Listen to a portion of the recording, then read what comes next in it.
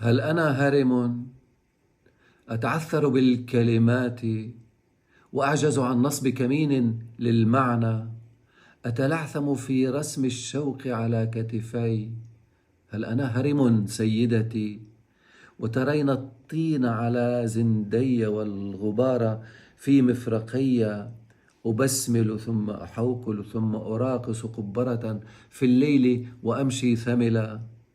ألهذا تمرين بي كظل نافق، تسدين أنفك حين أقول أحبك، تهربين من دعائي بإطالة عمرك، تنفرين من تغزلي بطولك؟ هل أنا غبار تكتينه في أذن الصدى كي يرددني الغياب في مدى المدى؟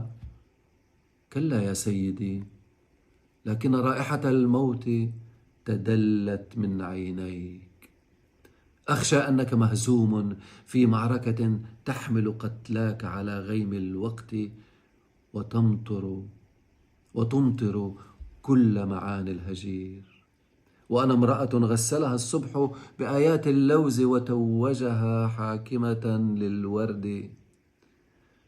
فماذا تفعل في دنياك؟ قلت: أحفر قبري. سمعت المؤذن حين ولدت يقول: سيأتي زمن ينفق فيه الناس ولن يجدوا من يدفنهم. أتساعدينني على ماذا؟ على حفر قبري ثم دفني. هل يشعر الميت إن وري الثرى أم ظل في الهجير طعاما للضواري؟ قلت: ربما.